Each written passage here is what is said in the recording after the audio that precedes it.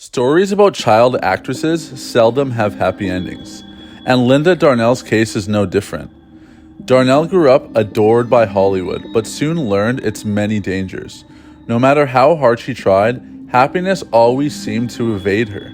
Linda Darnell was the girl with the perfect face, but she met an unspeakably brutal end. Even more tragically, it all came down to one terrible split second.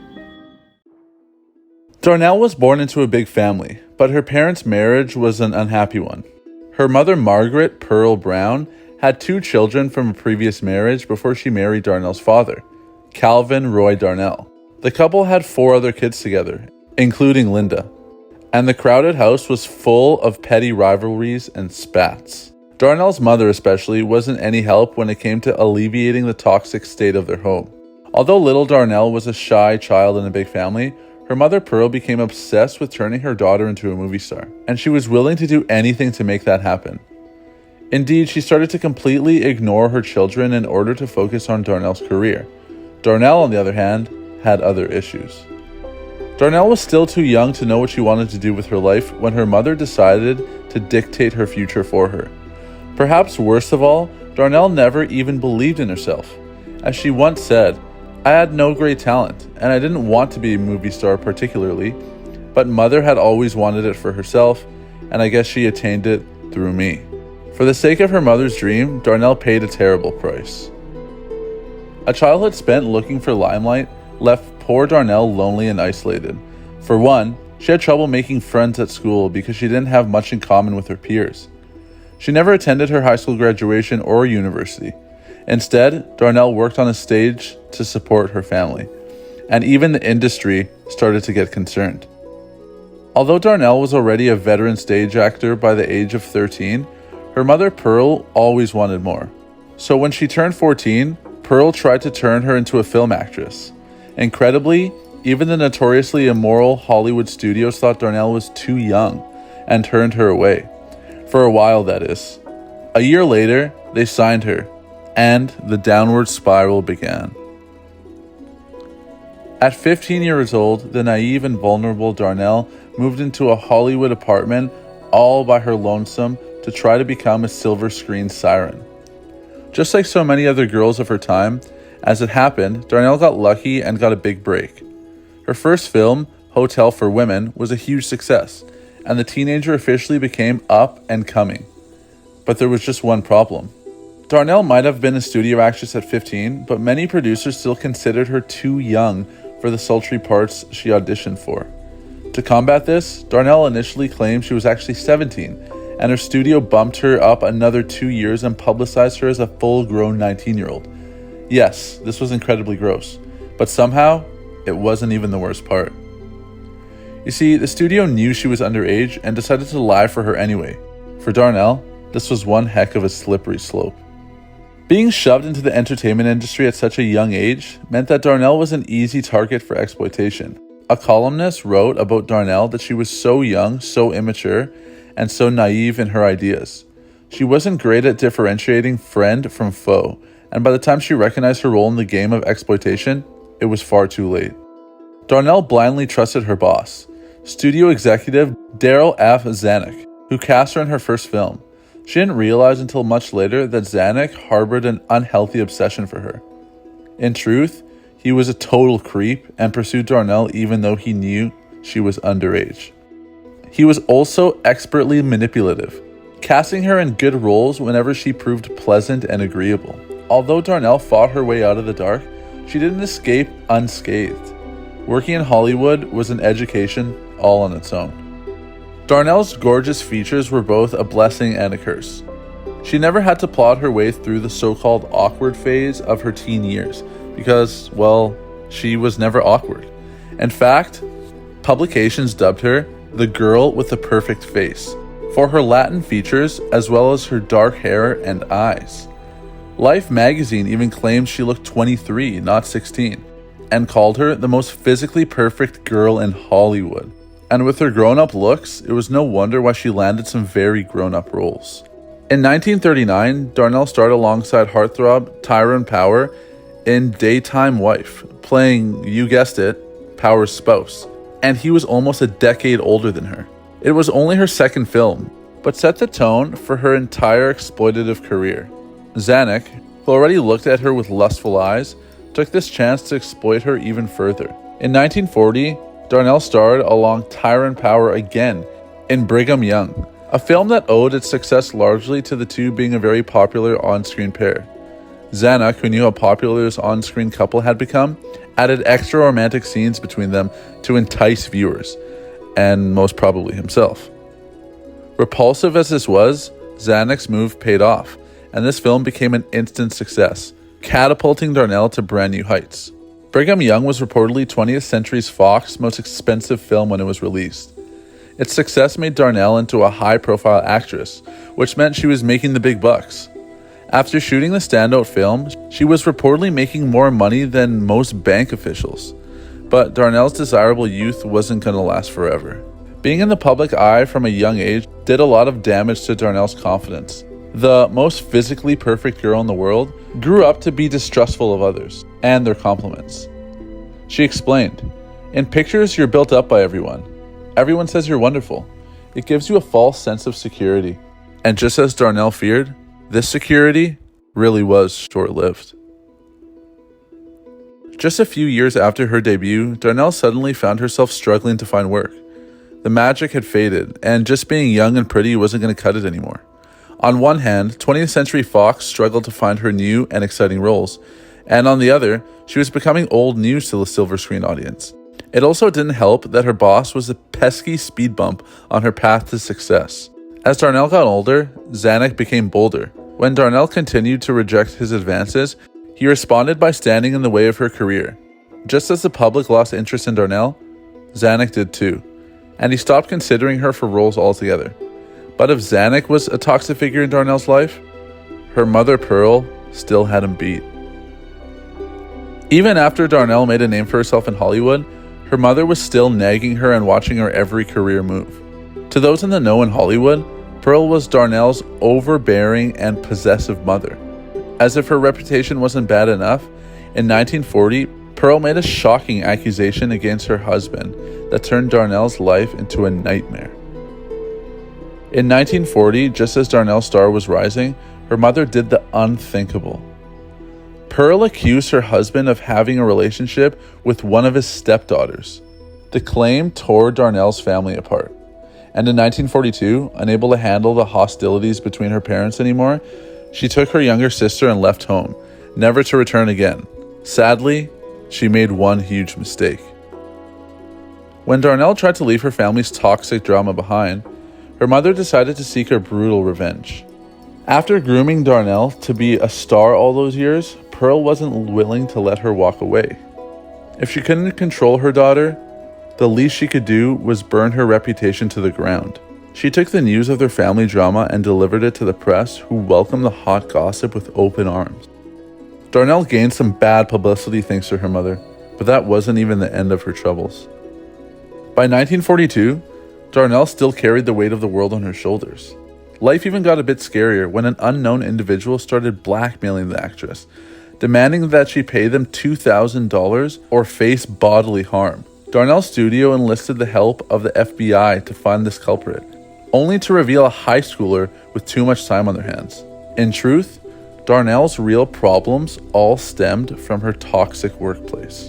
In 1943, Darnell had become vocal about how she was sick of these unchallenging roles her studio was giving her to play.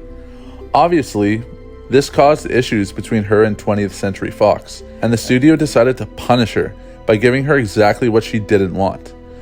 They loaned her out to a different studio for a supporting role in a B movie. However, they never expected the so-called punishment to backfire. The B movie Darnell's studio signed her up for was the 1943 film City Without Men, and in a delightful twist, Darnell actually enjoyed this experience. She felt respected in the new environment, and the studio she worked with treated her as a reputable actress and not a child, something she had grown up experiencing with 20th Century Fox. Sadly, Fox saw her contentment and rushed in to crush it.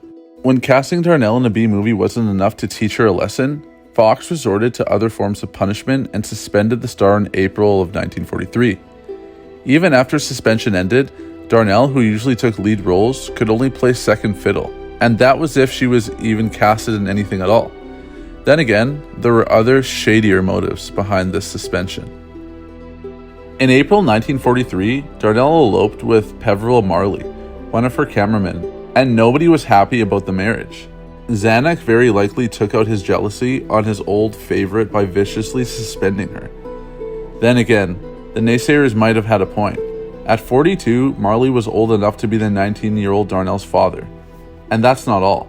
On top of the big age gap, Marley also introduced Darnell to bad habits that changed her for the worse. The 42-year-old was a heavy drinker, and under his influence, Darnell developed a drinking problem as well.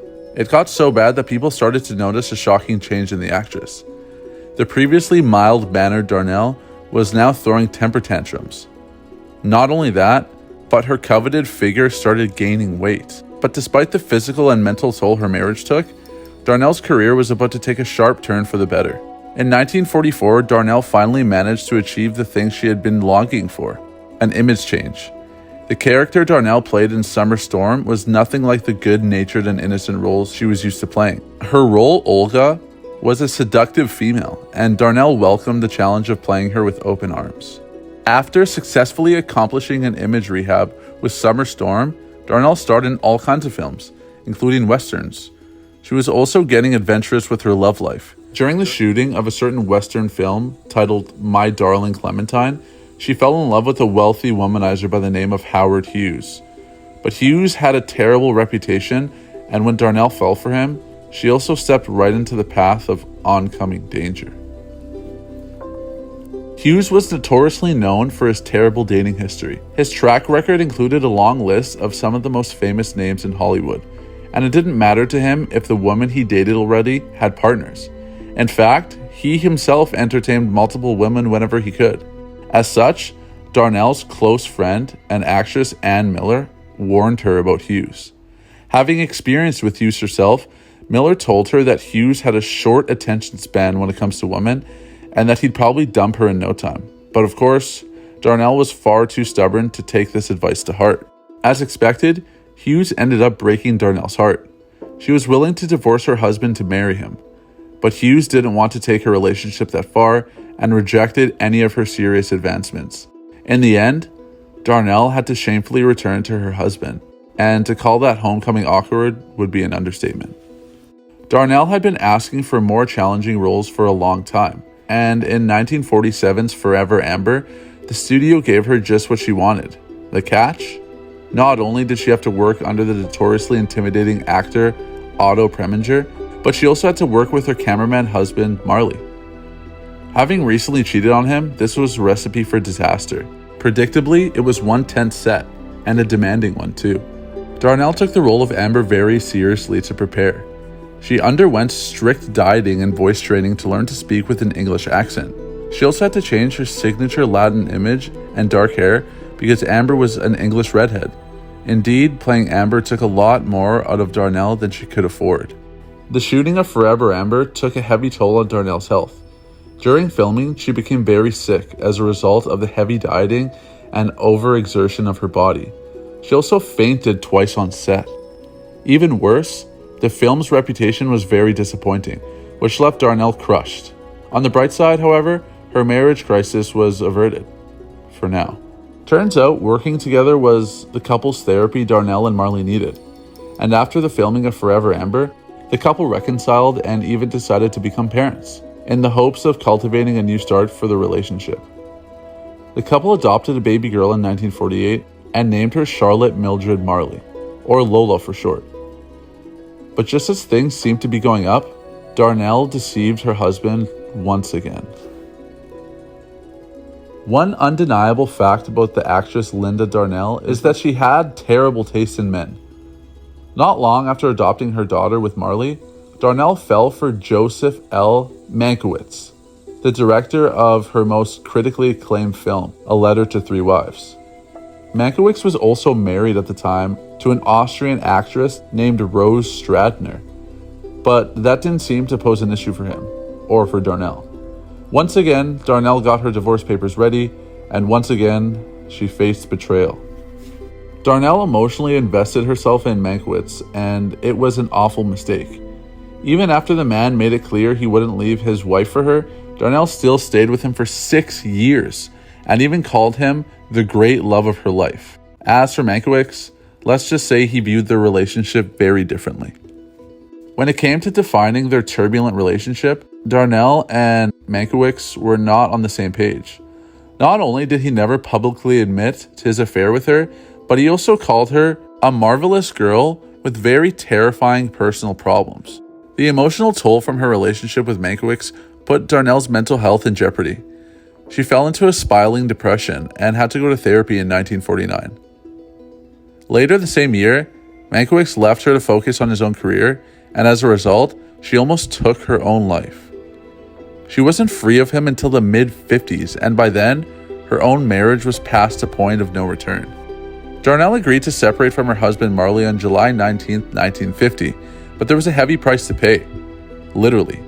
Marley didn't make a fuss about the relationship with Mankiewicz. He only asked for a very pricey settlement. Darnell was about to pay him $125,000, an amount that almost bankrupted her.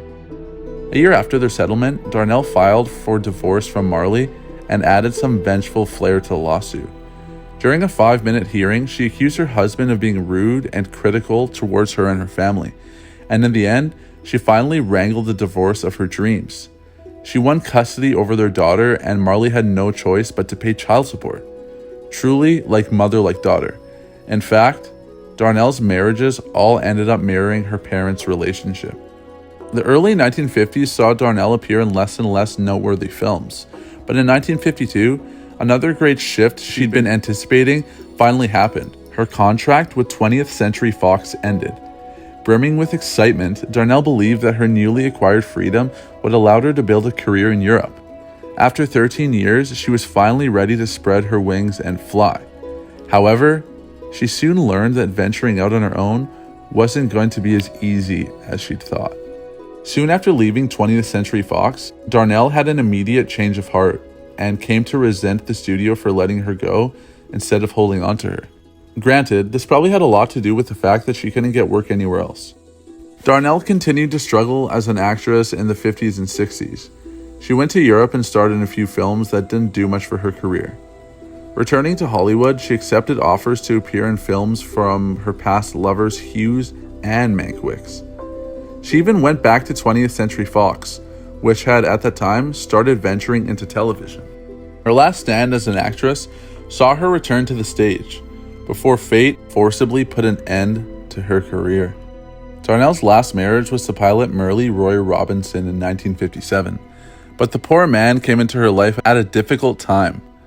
Darnell's depression had crept up on her again, and she was falling back into old habits, drinking heavily and feeding her addiction. After going to rehab, she started to recover a little, but Robertson still had to suffer the brunt of her instability. Taking a page out of her mother's book, Darnell made Robertson rue the day he ever met her. She took him to court and made a scene, asking for a divorce from him because he allegedly cheated on her with a Polish actress and even fathered an illegitimate child.